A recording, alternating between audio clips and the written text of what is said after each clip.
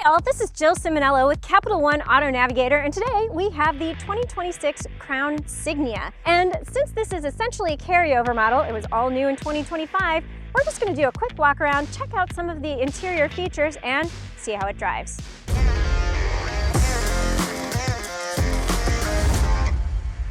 Let's just jump into an exterior walk around. Now, the first thing I should point out about the Crown Signia is this is intended to be more of a luxury lifestyle vehicle.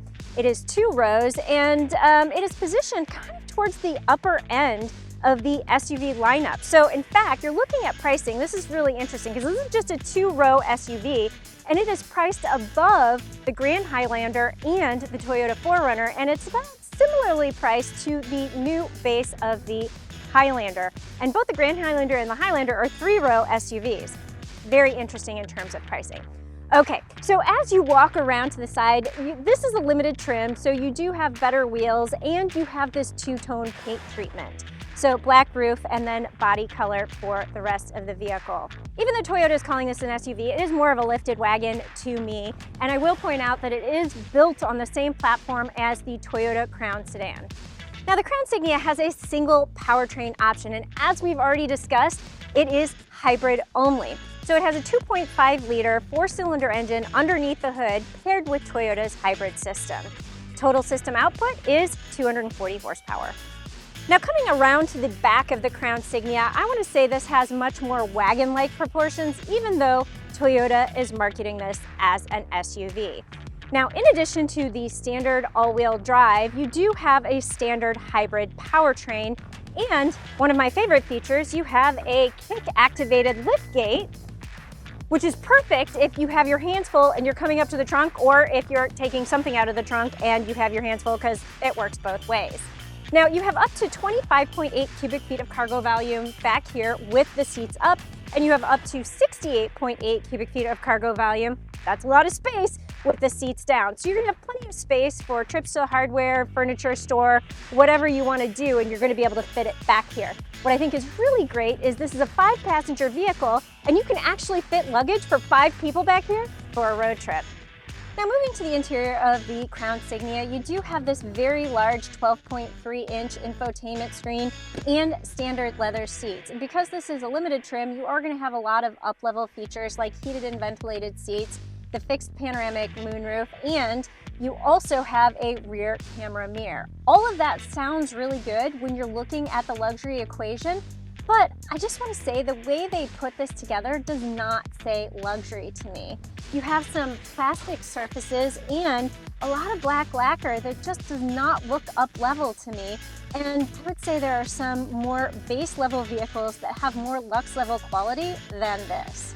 Now moving into the back seat of the Crown Signia, I do need to point out I'm about 5 feet tall and I weigh about 100 pounds. And yeah, this driving position is mine. So this is not as roomy as it appears at the moment. But I do think that I have a decent amount of space in terms of headroom and legroom, and these seats are fairly comfortable.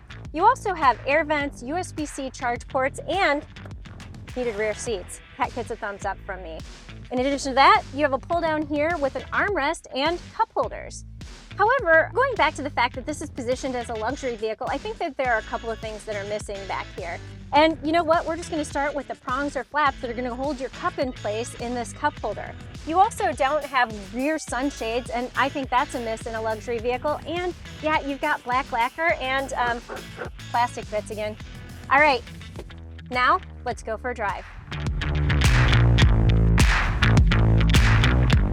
Now that we are on the road, it is time for me to jump into some driving impressions. And overall, the Crown Signia is a pretty comfortable vehicle. Now I am hearing some road noise creep into the cabin, but these roads here are not that great. And I will say, under hard acceleration, you also hear the engine creeping into the cabin. As long as you are driving this a little bit more judiciously, however, this is a very quiet and comfortable ride. Now, the EPA estimates you should get between 37 miles per gallon in the city and 39 miles per gallon on the highway, combined driving about 38 miles per gallon. And I've actually been getting that fuel economy range. Driving from the airport to our shoot location, I was right around 38 miles per gallon. And I find that impressive because this vehicle right now, as I am driving it, has 196 miles on it. It has not been broken in yet. And usually I find in hybrids that I get bad fuel economy when there are lower miles on it. So I only expect this to get better. So I think this is pretty true to the EPA fuel economy numbers, and that's actually pretty rare. I find the seats to be comfortable, and even as a petite driver, I have really good visibility out of all of the windows. And I really like a lot of the features that you have on the Crown Signia, from the 12.3-inch infotainment screen, the wireless Apple CarPlay and Android Auto, to the available 360-degree camera. All of those are really good things. And I'll be honest with you, I don't hate the wireless charger. That's rare.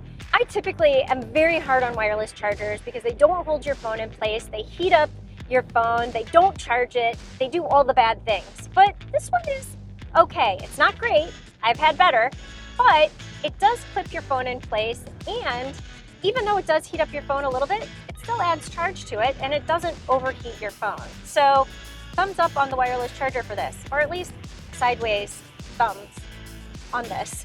Now, the base trim for the Crown Signia is going to be the XLE, and it starts at about $46,000. And it's going to be really well equipped with leather seats, heated front seats, this 12.3-inch infotainment screen, wireless Apple CarPlay and Android Auto, and a really good backup camera.